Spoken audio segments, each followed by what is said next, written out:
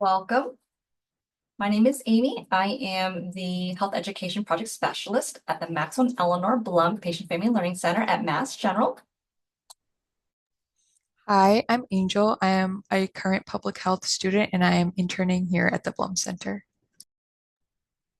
Today's session is part of our Cancer Center series, a special collaboration between the Blum Center and Cancer Center at Mass General. Before I get started, I just want to go a few items with you all. Please note that today's session is being recorded for educational purposes. If you're interested in viewing the recording, it'll be made available on the Blum Center website at massgeneral.org/Blum-Center. Please note that you are in listen-only mode. Everyone has mute so you can hear our guest speakers today.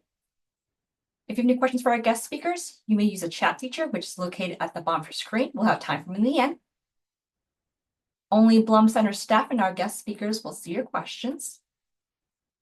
Please do not share any personal medical information or questions in the chat. If you have a personal medical question, please ask your doctor. Lastly, at the end of today's session, you'll be directed to a brief survey, which we'd like to ask you to help us complete.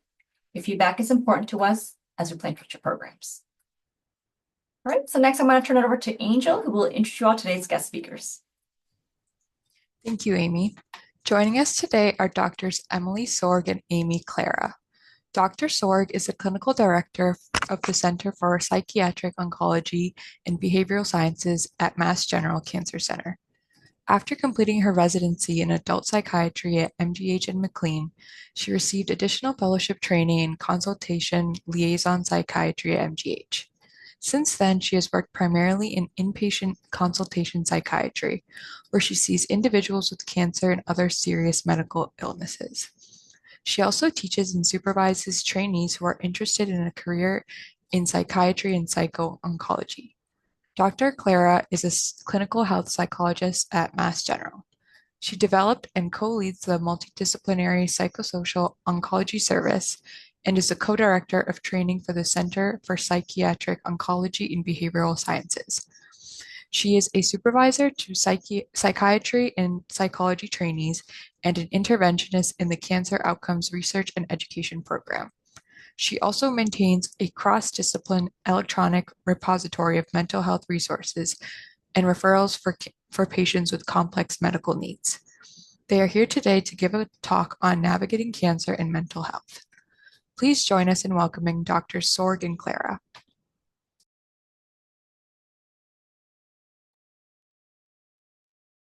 Hello. So nice to be here with you all today. Angel, would you mind pulling up our slides?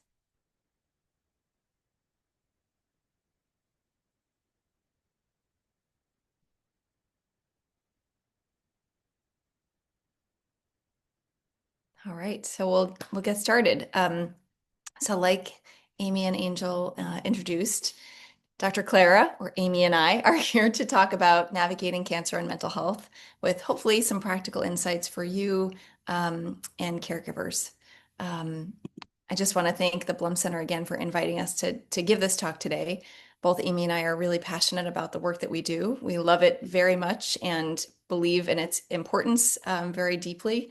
And so it's really a privilege and a joy for us to be able to spend an hour talking about it with you all. We can move to talking about the agenda. Great. So today we're going to do a quick intro into mental health and kind of why we're talking about it in the context of cancer. And then we'll move into talking more specifically about the typical and many common emotional responses that people have to cancer and when they might have them. Signs that you might want to look out for that indicate more of a serious mental health issue, and then options that are available for support and treatment and what that might look like. We'll then shift gears a little bit and talk a bit about communication and the caregiver experience and how caregivers can support not only their loved ones, but also themselves. And finally, how hope and resilience and meaning can be found even in the most difficult of times, like a cancer diagnosis. We'll close by telling you a little bit more about our programs and other resources, and then taking any questions you have. And I hope we have a good amount of time for us to just hear what's on your mind and be able to provide some answers and insight. Next slide. Great.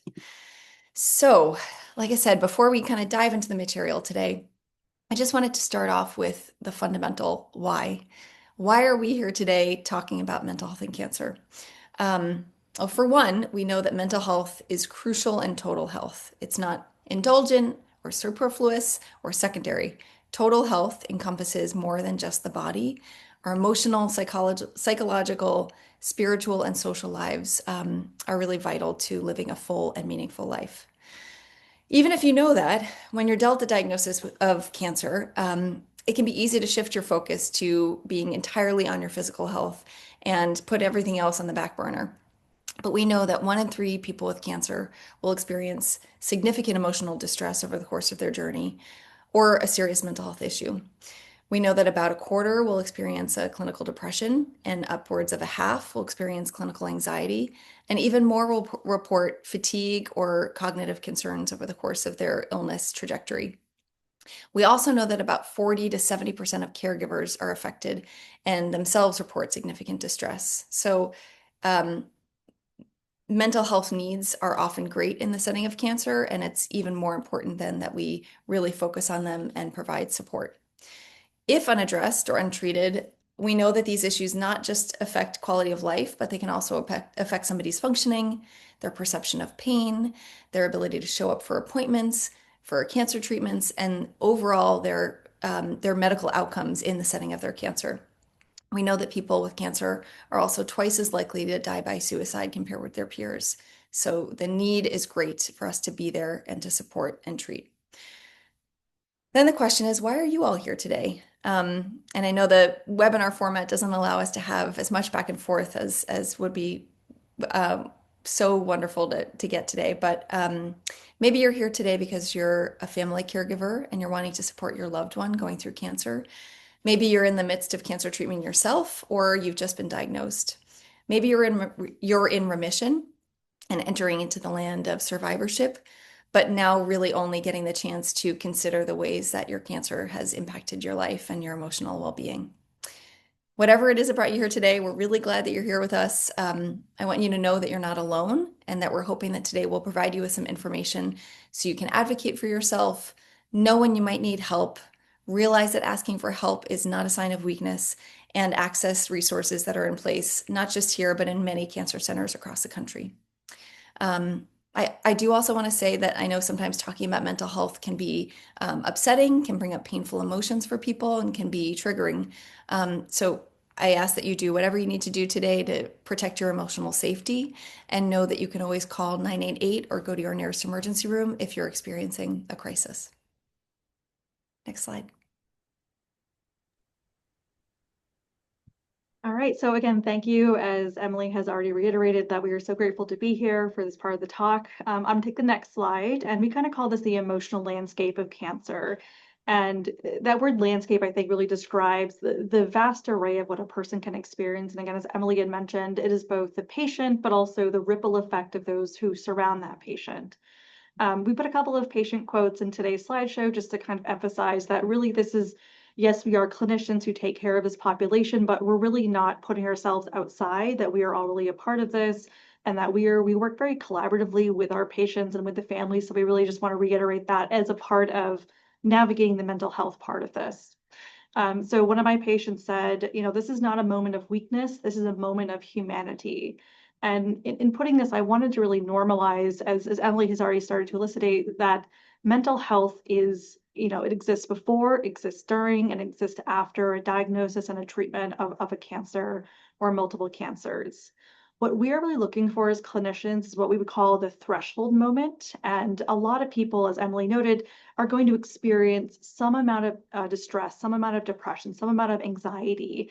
And this is not to fear monger, watch out, here it comes, but more to say, what is that moment when I might need to ask for help? And we have a lot of people, I'm giving this talk from New England, where there is this culture of stoicism, where folks think that if I just hold on, if I just white knuckle my way through this storm, I'm gonna be okay. And you may do, or anyone may do what they want with themselves and their bodies, but this is just to normalize that everyone crosses a threshold from I got this on my own to it would be nice to have some support and ask for help from people who know how to support me. And again, this goes for both patients, loved ones, caregivers, family. We have seen it all, we've taken care of all, so please come to the mental health support side of cancer care when you have reached the threshold moment. And Emily will go into a little bit more about what that might look like for, how do I know when I've reached that moment? But just know that we call this the threshold moment of going from I'm not okay to, I think I might need to ask for some support. And we also talk about like, well, what's normal? Even though that word normal isn't always super helpful, we like to both normalize that sometimes people have really gone their whole life without a really major disruption in their emotional well-being. And so sometimes we're seeing people for the first time who have ever needed to access psychiatrist, needed to access social work, needed to access psychology. This is their first time talking to someone. And we just want to normalize that sometimes cancer experiences bring people here for the first time, and it's another new thing they're experiencing. So just to normalize that you don't have to know how to do therapy, how to talk to a psychiatrist. The services are here. We will help guide people as to say, oh, here's what has worked for other people. Here's some support that we can offer. You don't need to know what to do. Just come to us and we can support you through that. The other side of this is we do talk about what we call like changes in pre-existing mental health conditions. And this might be someone who has lived their whole life with major depressive disorder, which is a clinical type of a mood disorder that is rooted in a depressed mood, depressed behaviors. And someone might have lived with major depressive disorder their whole life, but then getting this diagnosis or going through a specific treatment regimen has really exacerbated those pre-existing symptoms or disorders. And that's also another time that we welcome people to come access our services. We know that this is going to be, as Emily noted, one of the most stressful times of a lot of people's lives. And so while it's understandable and sometimes I would say very appropriate to respond for mental health to respond to this, it doesn't mean that you need to white knuckle your way through these experiences. So when I'm saying mental health symptoms or conditions, I'm talking about, again, depressed mood, a manic mood, which is an excessive amount of energy or impulsive behaviors that might not otherwise be, carried out if you were in a less stressful part of yourself. Anxiety, worrying that feels out of control, panic attacks, either for the first time or might just occur in more frequency. We have seen a lot of people who struggle with sleeplessness or an exacerbation of insomnia if they've already had that previously. For some folks, psychosis can pop up. And then sometimes cognitive changes, how a person's brain works. And this can either be from the stress of things, or it can also be a side effect of a treatment that a person might be on. And then last but not least, a big one that a lot of folks don't recognize is either a part of the mental health aspect of this or a treatment side effect or a combination of both is fatigue. There's a broader list here, and I'm not going to go into the full thing, but please know that there are signs and symptoms that might seem mild or it seem like you can just get through it by yourself. But we don't want people to worry on their own. We want people to access support to say, is this normal? Is this going on? Or can I feel differently? Do I have to feel this upset? Do I have to feel this distressed? And the answer is no. Come to the people who can be there for you and know what we see typically. The other piece, again, the changes in distress, and I kind of wanted to make a little bit of a visual here on the right-hand graph here, is just to notice that these changes are not linear. It's not like someone hears about their diagnosis for the first time or ends treatment even and has like, a resolution or a start to their distress. We see changes occurring over time. It's very rarely, next to never, this perfectly straight line of feels bad, feels better. It usually is some amount of a heightened distress line, and then there can be moments where a moment in treatment actually feels easier because you feel relief that something is being done, or a relief that something is completed, or relief that a scan showed something that was encouraging. Or there can be something that is a big stressor along the way, such as, changes in insurance. We see all different types of trigger points for people where the mental health and the emotional stress changes over time. We talk to people about expecting it, but we want just to people to know that that's okay if these changes happen over time, and that it won't just be a circumstance of, oh, things feel better and now I'm done. It's let's just keep an eye on it, access support as needed. You don't need to feel like you have to know it all right now. We also like to remind people or just like, show that we do keep a threshold moment, look out for behavior changes. This can look like isolation. This can look like the person just isn't doing things that's typical of them. And then we also sometimes see personality changes. People feel like they have lost their confidence, their self-confidence, their sense of self. And sometimes people will come to me saying, I feel so much more indecisive about what to do next. And this is usually in the context of uncertainty. And we just really want to normalize this happens in this stressful environment. We know that it's typical and usual in our environment, but people who are coming into this for the first time or even second time may not know. So please reach out for help if you do see these things happening for yourself or for a loved one. And again, just to note, again, the visual here is that across the treatment timeline, things do change. All right, next slide, please. Thanks, Amy. So Amy talked a lot about the fact that a variety of emotions can be very common and are to be expected over the course of your cancer experience. And it's important to note that you need not have a disorder or a mental illness to come and seek support. If you're suffering, we want to know about it, and your team wants to know about it. So certainly let them know. That said, there are certain symptoms, behaviors, and patterns that can be a sign of a more serious mental health issue, and they absolutely warrant clinical attention. And sometimes these can happen on their own, can just be a first lifetime episode of, let's say, major depression. Sometimes it can be the direct result of the cancer or its treatments. So like chemos or steroids can sometimes cause symptoms that end up qualifying for a sort of clinical syndrome of anxiety or a mood episode. It's important to note that these conditions are all highly treatable. Without treatment, they can have a major impact, not just on your quality of life, but on your outcomes, right? So I think a lot about this patient that I saw in clinic who came to me somewhat begrudgingly at the recommendation and really desperate encouragement of his family because they thought he was depressed. And, he initially downplayed it and sort of said, of course I'm depressed. I have cancer. Wouldn't you be depressed? But as we spoke more and we completed a full evaluation, it became clear to me that he met criteria for a major depression, and we discussed pursuing treatment. So he started on a medication, he engaged with therapy, and sure enough, in a couple of months, he was a very different person. He felt like he had returned to himself.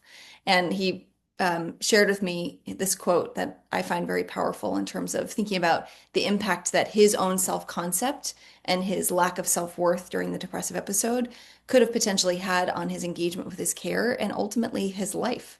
So he said, it's funny, I started not to recognize myself. And I really thought there was no point in continuing on, and certainly no point in getting chemo. And to be able to shift his framework and shift him into a place where he felt like he was valuable, he felt like his life was worth living, and he wanted to fight for it, was really incredible and such a wonderful thing to be a part of. And there are countless other people like that we take care of. Like I said, it's really important that if you're experiencing any of the symptoms that are listed here or suffering in any way, that you let somebody know. So just to speak more specifically about these symptoms, kind of block them off in terms of common anxiety symptoms and then common mood symptoms. The middle column is more symptoms of a depressive episode. The column on the right-hand side is more symptoms consistent with a manic episode, which is in a way kind of the polar opposite of a depression. You might be more elevated and euphoric, but that also comes with sleeplessness, irritability, impulsivity, racing thoughts, and at times also a kind of disconnect from reality. These are symptoms that you should be mindful of, especially if they're happening most of the time and most of the day for 2 weeks or more. I also wanted to just highlight again in red, if you are experiencing thoughts of self-harm, a desire for death or suicide, or having thoughts of hurting somebody else, those are all psychiatric crises and emergencies, and you should seek medical attention immediately. Next slide. So then we get to the question of, okay, I'm ready to ask for help, but what is help going to look like? Which I think is a very reasonable question. And a lot of people, like Amy mentioned, have never experienced a mental health issue before. And so they're really coming to our group for seeking mental health care for the first time. And with that, they might also be coming with the baggage and associations that they may carry from their own friends and family's experiences, from watching how psychiatry or psychology is portrayed on, in the media. And so just to kind of paint a picture of what that might look like rather. I think your team will, first probably talk with you a little bit about trying to optimize certain lifestyle behaviors, things like physical activity, good nutrition, making sure you're getting sleep. These are all things that are often compromised because of cancer and its treatments. And so it's really important that they're attended to and that those things are made as good as they possibly can be in the circumstances that you're in. Um, Similarly, because sometimes some of these symptoms can be related to medical issues going on or treatments, you want to be able to make sure that your medical team is working up any possible reversible medical cause that could be contributing to how you're feeling. Along with that would be a referral to one of many different types of providers within the Cancer Center. So we think of sort of the first line of support for many symptoms and emotional distress as engaging in supportive therapy. And that can be done with an oncology social worker. That can be done with one of the psychologists or psychiatrists that are in our group. And we'll talk a little bit more about our group later.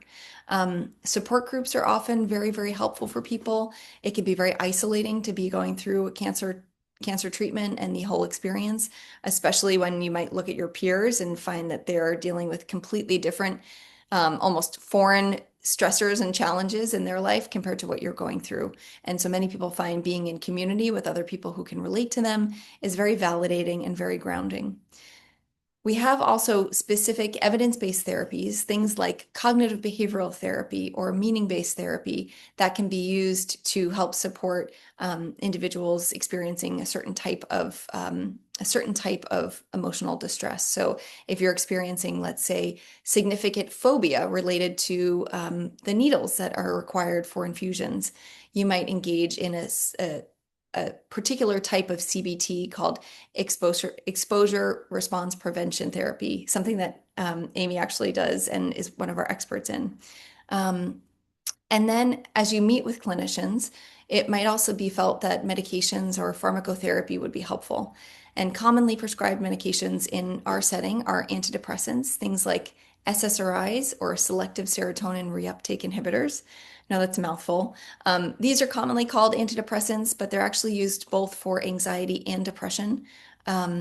Sometimes mood stabilizers are helpful if there are concerns about severe mood swings or mania being present.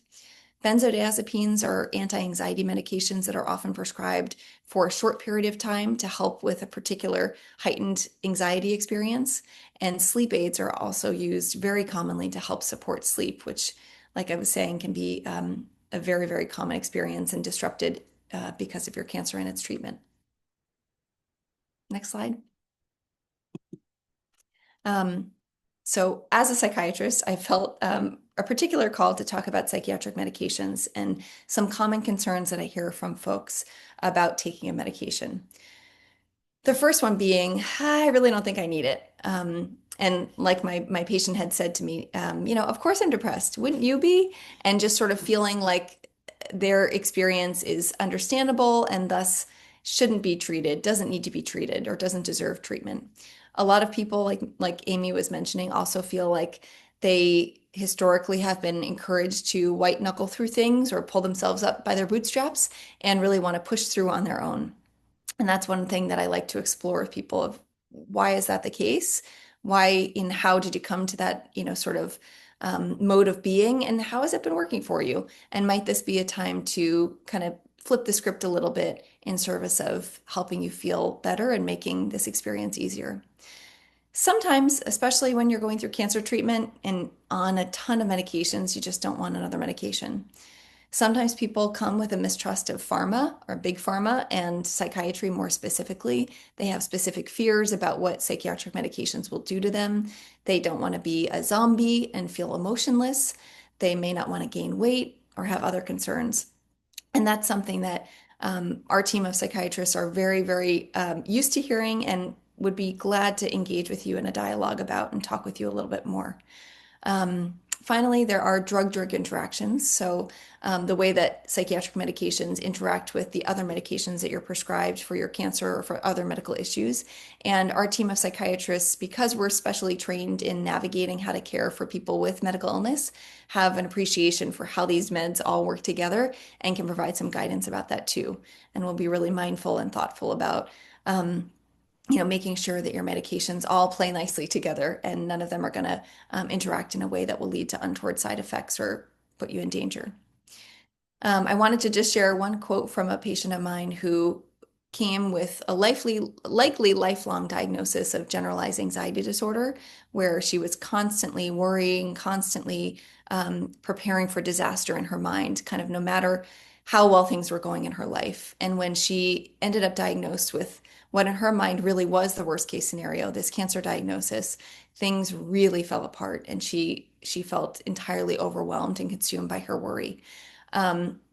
With a lot of conversations and ambivalence around medications, she ultimately was able to try a medication. And at some point later on, when she was feeling much better, shared this with me. I only wish I could have started this medication years ago. I can't believe how much easier things are. My brain is finally quiet. And I don't say this to be on a soapbox about medications, but really to just communicate that we are happy to engage in any conversation that you might want to have around your concerns and understandable, suspicion or doubt about the medications, and we'll figure out how it may or may not work for you.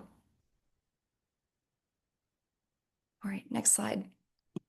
I'll hand it back to Amy. All right, so this is going to be a big fun slide with a lot going on here, but I promise to talk us through. We'll be okay together. So this is all about support, and I think this is a single slide that really could be, a 3 months long course on what are we talking about when Emily and I and anyone else who might be encouraging a patient or a caregiver or a loved one around this experience of cancer care and cancer treatment. People say, oh, like, have you sought support? And people say, like, I don't even know what that means. And I would say, like, that is a good point to be made because there's so much out there. It can be really overwhelming.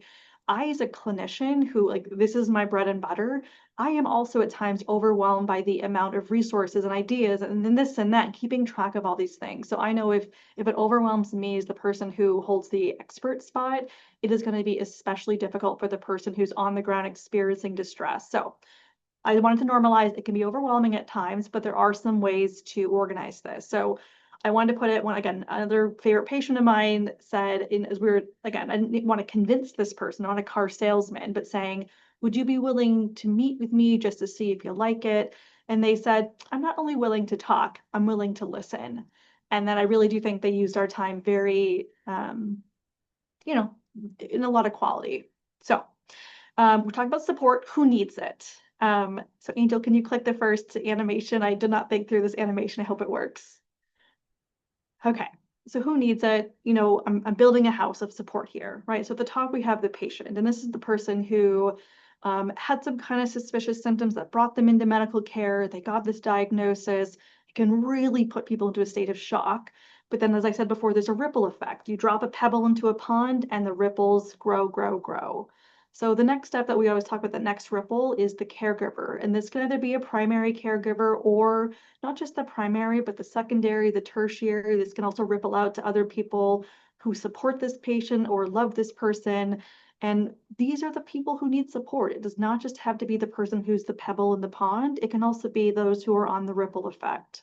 It does, depending on who the person is and like the severity of the situation, what support is needed, that level of support can differ, but I just want to normalize everyone needs support. And I'm also just want to put a note out here that, clinician to clinician, we support each other, we support the oncologists, we support the nurses, we support the social workers. In the cancer center here, we support each other because we know this experience for everyone needs a lot of support. So it's, again, to normalize, it's for everyone. Accessing it is the next level. And that's kind of why Emily and I are talking today, is to give people a little bit more of a teaser or a taste of here's what's out here, here's what's available, here's what's normal, here's how to ask about it. Next click, please. So the what is needed, and again, not to say that everything has to be overly, organized into these categories, but as a psychologist, I do often talk to my people about what kind of support are we talking about? Do you need like tangible support? Do you need rides to your appointments? Do you need some kind of access to your home? Like, do you need to build a ramp? Like, what are we talking about? Tangible, we talk about some physical things that might need to be done for the person or done for the family. And this can also include not necessarily just about the medical care, but say that it's a parent in a family system that is going through treatment. Who can get those kids to soccer practice? What kind of tangible support does that family or that person need? Emotional, this kind of goes into more of the sphere of mental health, but doesn't have to be a professional mental health person. It can also be, are you reaching out to the patient? Does the patient need someone to check in on them and say, hey, like, what was the best and worst part of your day? Does that person need validation from a peer, from another patient who's been through this type of treatment, another survivor, another person who's dealt with the uncertainty? And that's more tapping into the emotional side of support. It can come through something as professional therapy or meeting with a psychiatrist, but it can really be as informal as, reaching out to the person or asking for the support of, I need you to check in with me just once a day. A very simple text message, an email, send me a postcard, but that really taps into the emotional side of this experience. And then informational, a little self-explanatory, but just to kind of put in here as a distinct category. And this is where we kind of see a lot of people maybe go overboard a little bit, but that information seeking, because for a lot of people, information feels like power. For those of you who are here at this talk, this is an informational talk. You are seeking support through information, through education. So again, kudos to you for being here and thank you for listening to us. Next click, please. Where to find it. And I know we live in the world of, the World Wide Web. We live in like the information highway time zone, which can be a blessing, but also sometimes a curse. As I mentioned before, it can be overwhelming for all of us. So just to kind of organize ourselves around, where do we get the support from? So here at MGH, the oncology team, they are typically the people who make the most referrals to psychiatry and psychology here in the Cancer Center. So we have a really good relationship with all the different types of disease groups. Everyone has their method to contacting us, but we do try to be as thoughtful about connecting with everyone, letting them know that we're here. Here's why to refer to us. Here's how to refer to us. Here's what to expect as we take care of our shared patients. Books, for those who are readers, are a really great place. This is especially nice for folks who might need some maybe other patient experiences, other caregiver experiences. What does it feel like to be watching someone that we care about go through this? Books can be really good in terms of experiential information and also just kind of giving more of that deep perspective that we might need in the course of something that really might be hitting us at our core of confidence, core of personality. Books are really great. Foundations, and I have a whole list at the end of today's talk about what are some foundations either assigned generally to the world of cancer, but also like there are some specific ones per disease group. So sometimes people say, I want some general information about how do I take care of myself? How do I take care of a loved one going through cancer treatment? And the foundation websites have a really good organization. Again, I'm happy to leave these with the Blum Center just to pass along to folks, but there's a lot out there. I have them organized by general and also by disease group. The media I put in here, again, this is the double-edged sword, right? Sometimes media can be really helpful to link us to, again, validating aspects, validating stories, hearing someone else go through what I'm going through, someone else gets it. That can be so empowering. Other times, the media can be a bit of a challenging place because people get some misinformation from the media. And I always talk to my patients, who are really concerned about not being seen for who they are because they don't look like the Hollywood version of the quote unquote cancer patient. So sometimes the media does not help us, but it's important to talk about. As Emily said, we would love to just have you come and have a conversation, engage with us about this, and we'd be happy to kind of offer some more validation or acknowledgement about what might actually be going on for you. Online resources, like I said, the foundations have great websites, but there are also some virtual support groups, virtual therapies. And luckily after, we've all kind of transitioned into like the hybrid virtual in-person world, online resources can be a really nice option if you're not able to drive, at least here at MGH Boston. It's a bit of a nightmare driving in here, I'll be honest. So the virtual attachment can be a really it's a good support piece that doesn't have so much time commitment, so much monetary commitment. And so those are really nice resources. And then, as I said before, other patients. We have a peer-to-peer program here at MGH. Other facilities have the same thing where maybe you don't want to see a psychologist. Maybe you don't want to hear, what another clinician has to say. Maybe you want to talk to someone who's been through this before. There are other peer-to-peer options, especially through the foundation and the online resources that you can also connect with, and showing up to talks like this. All right, next slide, please. So as Emily kind of mentioned during the agenda, there is this big piece that we talk about is, well, now what do I do with this? Like in this big effort to access mental health care, as I'm recognizing that I have a lot of distress and I might need support, what's the point? And so, we can make a lot of arguments for why it's important to access mental health care, but a big piece that, we here at MGH really like to promote is that there is hope, there is building of resiliency, and there is meaning.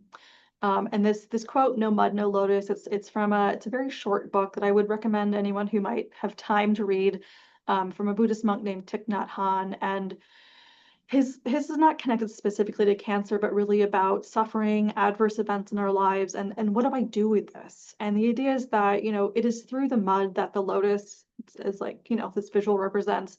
Only through a very muddy, silty environment can the lotus actually bloom. The lotus being the thing that comes at the end of the messy, chaotic, silty mud that it grows out of.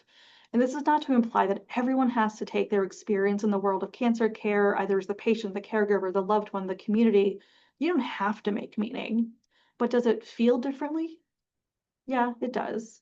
But this is not to put pressure on anyone, but just to say, if there are moments of opportunity, and this sometimes for people, this comes after the era of active treatment, as you're noticing your distress is going on, as you're adjusting, as you're shifting to the things that have changed about yourself and your life and how you manage, how you function, that might be the time to look for meaning and purpose.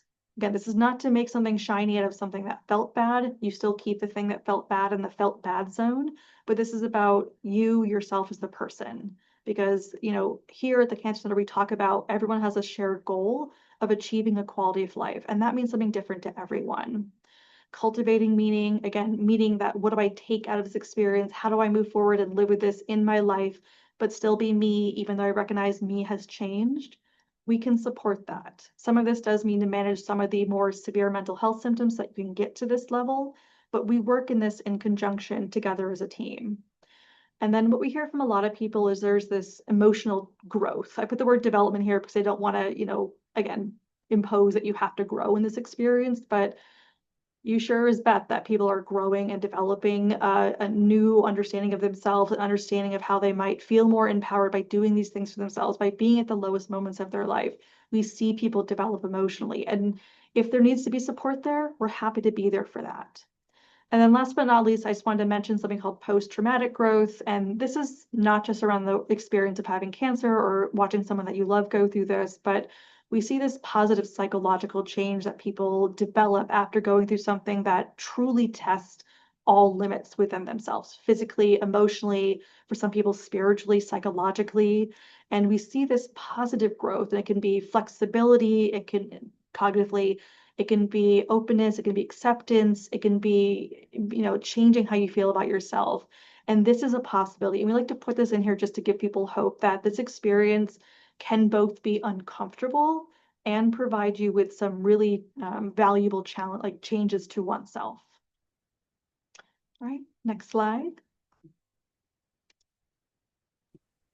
Yeah, I just want to underscore what Amy was just sharing, that we hear again and again from folks. I would never wish this on myself, but in a way, I'm glad it happened, because it gave me the opportunity to re-examine how I was living my life, the things that I valued, the things I was making time for, and to kind of reorient things and reprioritize things so that I feel really good about where things are going forward.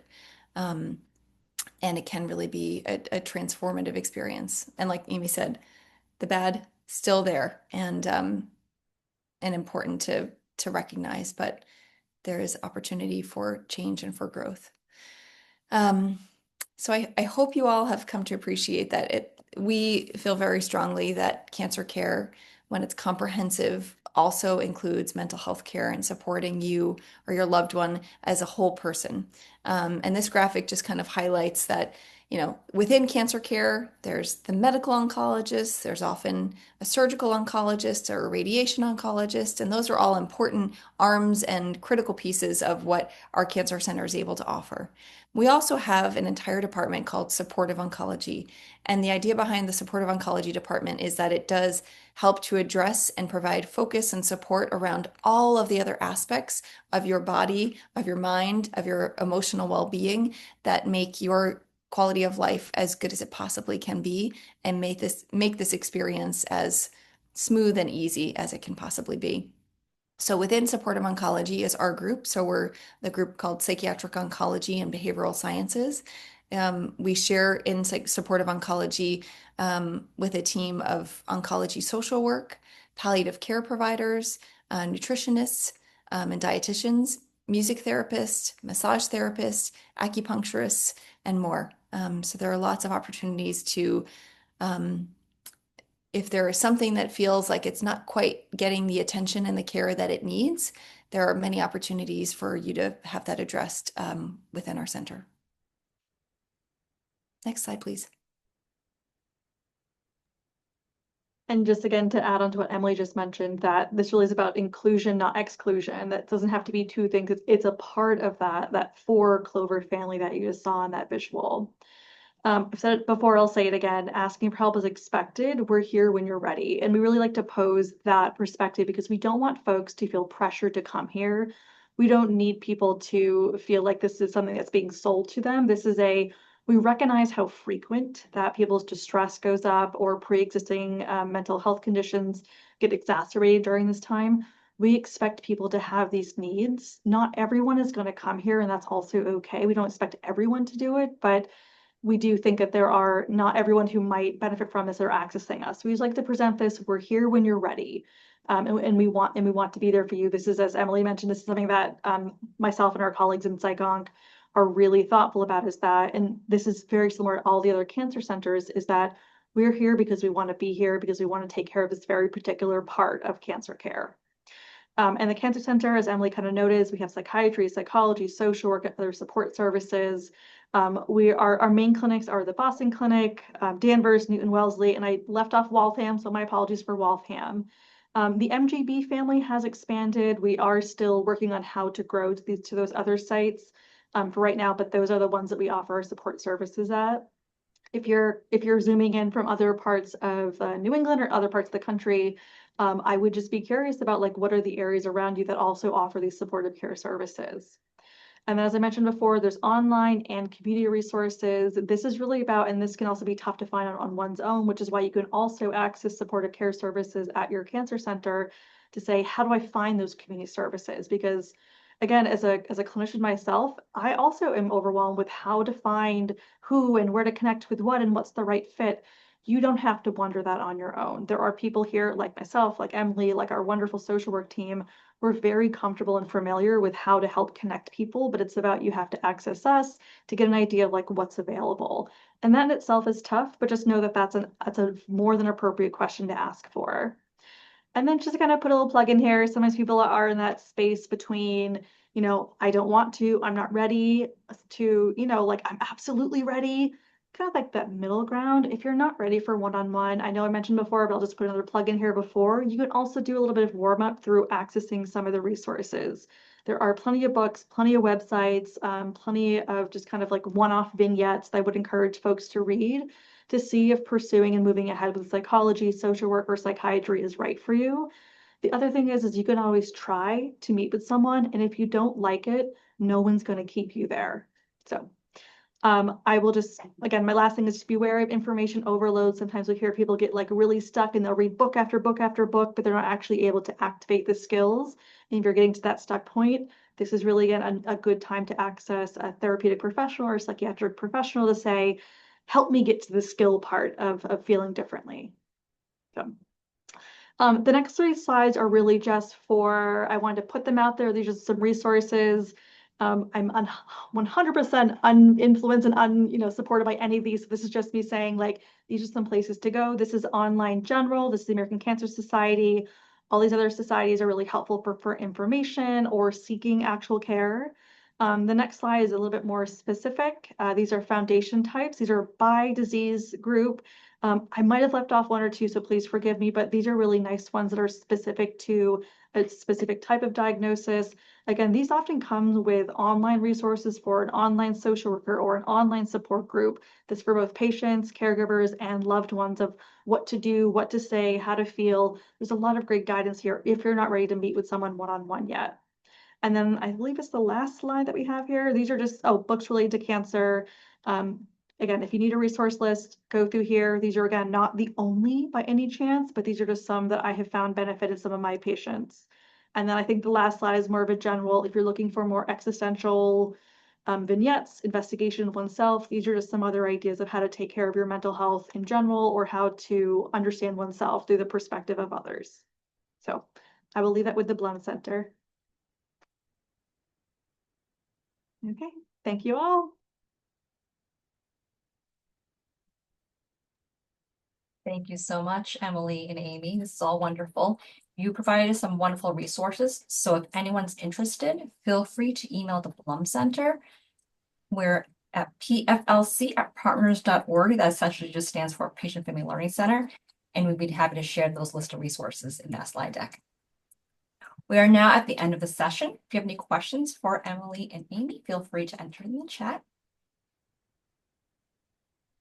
We have a question whether MGH cancer supportive services are available only to MGH patients.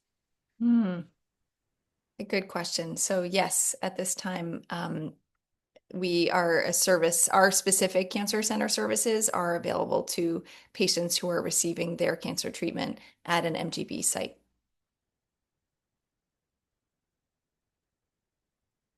Yeah. We have a comment/question. We have a participant who notices that social services support can vary depending on your cancer diagnosis. As an example, the services available for a patient with breast cancer versus a urological cancer. Do you have any thoughts on why there may be a gap on this? Well, that's a good question. I will say for our group, psychiatric oncology, we see all comers. So people with any type of diagnosis are eligible for our services. The things that we tend to use as kind of parameters for engaging in treatment are they in active treatment or proximal to active treatment? So have they just completed treatment, within the past year or two? And finally, if the distress and the symptoms that they're experiencing are oriented and related to their cancer experience, or are they completely unrelated and, sort of better addressed in a different context? So for example, one that's coming to mind is somebody who's going through a difficult time in their marriage and having a lot of stress and strain related to marital difficulties, who also happens to be getting cancer care. If those marital difficulties are causing symptoms that are really getting in the way of them engaging in their treatment and participating in their care, then we're happy to see them. If it's sort of an unrelated stressor that just happens to be coinciding time-wise, we then generally talk with the person and try to strategize around what are some more appropriate resources that they can access to get support that's focused to that concern. Amy, do you have any other further thoughts? I think my only other thought is that, services, so as Emily said, like, we are equal opportunity, we are available to all the disease groups. The thing is, like, because we are co-located, so like we are up on a different floor from some folks, and like on our other centers, we might be in different offices. So sometimes there is, if the provider doesn't know to refer to us, they actually might not make their way to us. And this burden does not need to be on the patients. It is an ongoing challenge that we being like the world of cancer centers are working on as a national group, is to just keep promoting that supportive care services are available, how to get patients connected to that. That is an ongoing challenge for all of us. And there are some groups I do think that have a little bit more visibility. Like I think the example of, breast cancer awareness, there is a lot of visibility there because of some really hard advocacy work.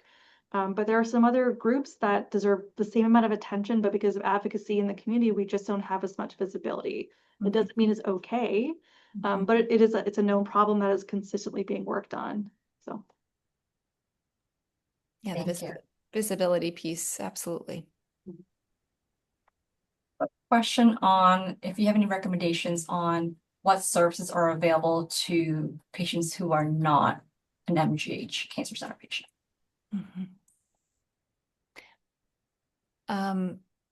I guess my first question would be if you're receiving cancer treatment, where are you receiving cancer treatment, and kind of exploring with your team there what services are accessible.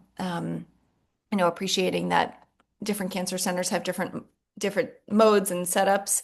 It may be that they don't have a supportive oncology department or a psychiatric oncology department. Perhaps, though, they do have clinicians in the community that they've historically referred to or have a good relationship with. So my first recommendation would be to raise that question directly with your oncology team and then go from there. There are certainly, like the resources that Amy posted, have a lot of community options and sort of people who've listed themselves as, let's say, therapists or psychiatrists in the community, in private practice, or in a clinical setting who have comfort with and facility in taking care of people who've gone through cancer. And so their resources and lists are often a good place to start. And then there are other more general websites like Psychology Today, where you might be able to filter for people who have, again, comfort and interest in working in with that particular type of challenge. Thank you. And for patients of MGB Cancer Center, what support is available for caregivers and families specifically? So typically we would say the social work, so whoever the social worker is who works with the patient, they are often the people who support the families, support the partners, can offer, any kind of like counseling in the moment. They wouldn't do long-term counseling with family, but they are like the first people that we think about when we offer that kind of support. With that being said, we do have a wonderful caregivers support group that one of our psychologists here, Dr. Carrie Murphy, runs. That's an ongoing program. And then for folks who have our children, or sorry, parents of children at the time, we have another wonderful program here at MGH called PACT, which is Parenting at a Challenging Time. And they're actually very generous, I would say, with the people that they offer support to. I've seen folks who are maybe in the older areas of their life, but they're still being supported by maybe children in their 20s and 30s, all the way down to parents who might be supporting children in like or 3, 4, 5. So we also have that for caregivers, families, and parents in that aspect. Mm-hmm. Thank you. Can you speak on the types of continued support patients may need after treatment and what's available through Mass General? Yeah. I will highlight that I think we know now more than ever that that period of transitioning into survivorship or remission and being, no evidence of disease or what have you, is often a time where there's a bit of a mismatch in terms of what people expect to feel and what they might actually feel. There's been this focus for so long throughout their treatment on getting past that finish line, ringing the bell, getting past the finish line, sort of being done with all of this. And oftentimes that can be a time when there is this wave of all of the other emotions that they are kind of holding in and have been dealing with, but in a sort of quiet, muted fashion throughout their cancer treatment that kind of opens up at the end. And so we know that that period of transitioning from active treatment to survivorship can be a time where there is heightened distress. And I think when people don't expect that and they're hit with it unexpectedly, that can make it feel even more painful and jarring. So I like to just make it clear that that is a known phenomenon. We are expecting that and happy to support people through that period as well. So survivorship is definitely an area that our clinicians are continuing to focus on and support people through. There's also a really wonderful program in our group called the Lifestyle Medicine Program that helps people kind of more proactively make decisions about how they go about their behaviors and day-to-day living in a way that continues to support their health. And mental health is a part of that. And we have a psychologist on our group who focuses more specifically on supporting people in that transition. There are also these wonderful groups run by some of our psychologists that are mind-body groups and really are about stress management and resilience training for people who are entering in or in survivorship. Because again, we know it's a period where there's often heightened anxiety and distress, and the reintegration into like normal life again can be filled with unexpected ups and downs. Amy, do you have anything to add to that?